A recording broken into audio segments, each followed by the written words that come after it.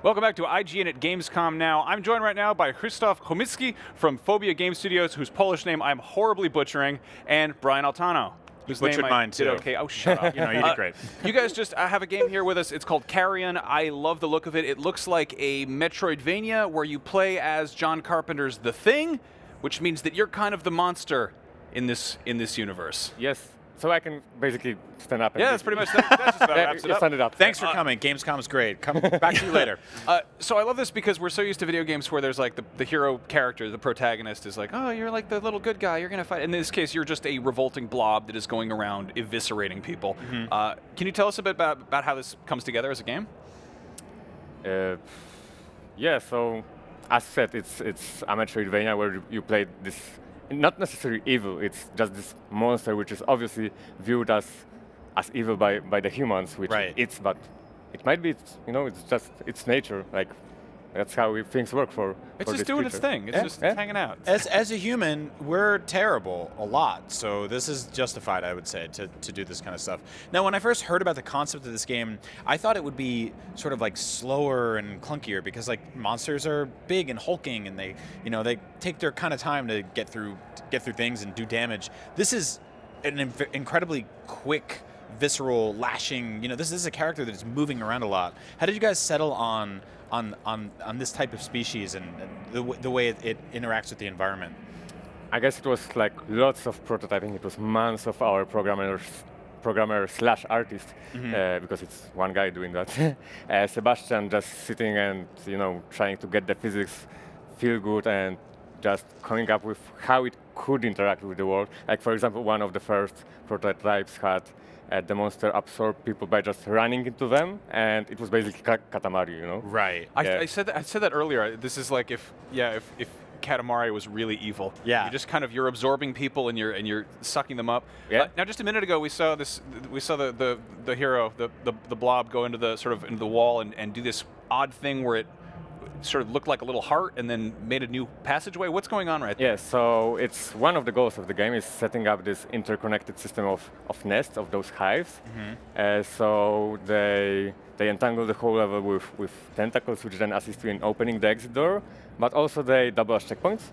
So you can respawn there, also you can save the game at any time in there. Also what's interesting, as you eat people, you grow larger. That's your health points basically. Right. And whenever you lose some parts of you due to damage, the people shooting them off or damaging you with flamethrowers or whatever they have damage you, those parts fall off, and then they turn into these worms which run back to the checkpoint, and then you can retrieve them later on by interacting with one of the. That is so gross, and I love it. Yeah. Now I was going to say, there's a lot of obviously like references to sort of nods to vintage Metroidvania games here, like just in the aesthetic and the style and the way the gameplay unfolds. A lot of those games are about sort of like unlocking new powers and skills. How does that work for this sort of biological beast? Yes. So what we have here is, this monster was captured by the scientists and experimented on, and they have more jars with those tissues of the species, and whenever you find some and break the jar apart and go inside, you absorb the tissue, and that allows you to evolve further, and that's how you get new skills. Got it. And then we have what we call a mass-based class system. So depending on your current size, you have different abilities you've previously unlocked at your disposal. So it's not always about just being as huge as possible. Yeah. As the levels and the puzzles get more complex, you have to start consciously managing your current size, because sometimes being smaller is actually the way to go.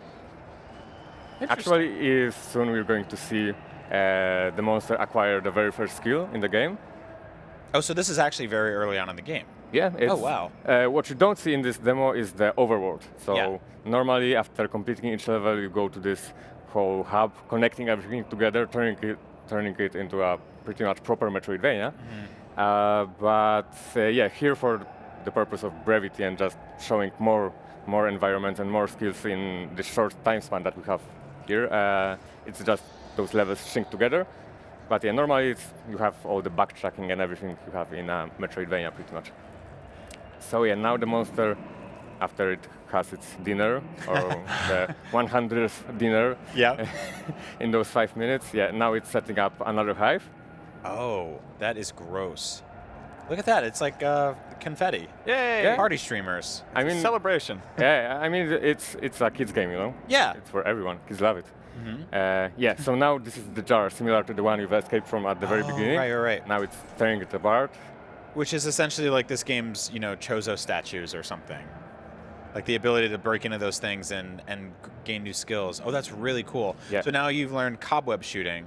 Yes, Okay. and now that allows you to trigger those remote switches, like this. Oh, right. And now you can unlock access to the area that was next to this chamber, which was previously inaccessible.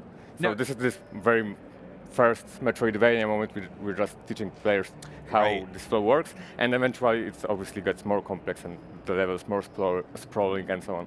Yep. You mentioned puzzles. I see a lot of physics stuff going on here. Are there sort of physics-based puzzles? at any I point? mean, pretty much most of the interactions with the humans, with the environment, are physics-based. Like the whole monster movement is physics-based, although the puzzles themselves are mostly like skill-based. So we don't expect you won't have those like seesaw things like you had in Half-Life 2, for example.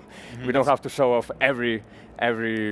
with all due respect to Half-Life 2, I'm okay with that. Yeah. What were the inspirations behind the creature design, besides the thing, obviously? Yeah, that was obviously the main one, and basically any of the quality 80s, 90s action horror movies, Alien, Predator, Yeah. all this stuff, like movies were raised on. So Yeah. our yeah. childhood basically. And the sole idea of reversing the roles, making this reverse horror, as we call it. I'd say the main inspiration behind that was Alien vs. Predator. The games, obviously, not the movies. I thank you for clarifying. That is an actual and very important sticking point right there. Oh, yeah, a very. Vast difference. An ocean of quality separates those things. Yeah, so playing as the Predator and the Alien, especially crawling up the walls and the ceiling, scaring the shit out of those poor Marines. Hanging on the ceiling and dropping down and Yeah, surprising and biting space their marines. heads off. It was really awesome, and it's something that wasn't really explored all that much. Like ever since the last AVP, it was almost a decade. I think it was Right. 2010 that we had the last one. Yeah, and it's also, we don't really get to see that in like a 2D side-scrolling, That too, yeah. Metroidvania perspective Yeah, either. like ever since we did have some like bad guy games. For example, we had Hatred, also a Polish game.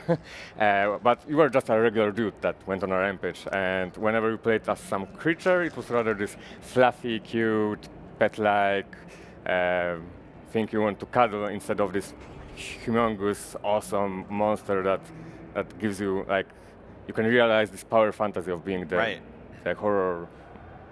No, I was monster. thinking a little bit of there's the Drinkbox games, what is it, like outer blobs from outer space or something? This Yeah, feels like mutant like blobs. an M-rated version of that, which I'm pretty into. Can you talk a little bit about sort of the story of the game? Does it open up with like kind of establishing who you are, or do you pick it up through the environment? Yeah, we want to keep it kind of obscure on purpose. We're leaving lots of blanks for the players to fill in. Yep. What you saw with the jar sequence, with you breaking out, that's at least currently that's the very beginning of the game.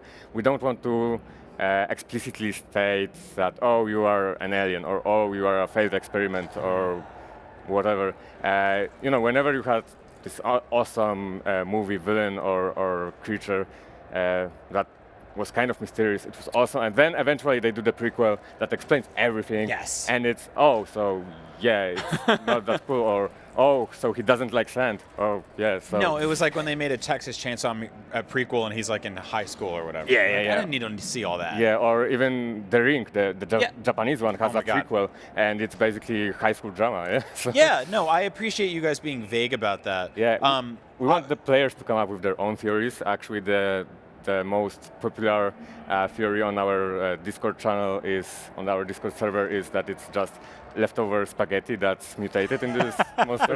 I think there's a Cowboy Bebop episode about that. Yeah, It's very- as an Italian, I appreciate that. Obviously, I assume you guys are Metroid fans, right? Like Yeah. old school Metroid fans. I'm going to ask you a question, and I want you to be totally honest with me. How would your creature fare in a fight against classic bounty hunter Samus?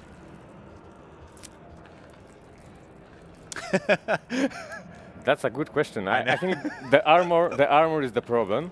Yeah, it is a problem. Actually, that's a kind of a good segue here. Obviously, we're seeing the monster dealing with a lot of humans. Some of them have guns. Are there bosses in the games? Like any sort of... Bosses, maybe not, at least not now. We're still in the pre-alpha stage. We're still developing the content, so things can change. Plus, I'm also not spoiling some things. Sure. Fair enough. Yeah, but we do have stronger enemies like armored guys, Yep. which you actually can't eat. You can mess them around, but they're inedible. Plus, later on, we have sentry drones, flamethrower guys. I think I saw a screenshot of the flamethrower guys. Yeah. What is it called? Does it have a name? Carrion? Or is it...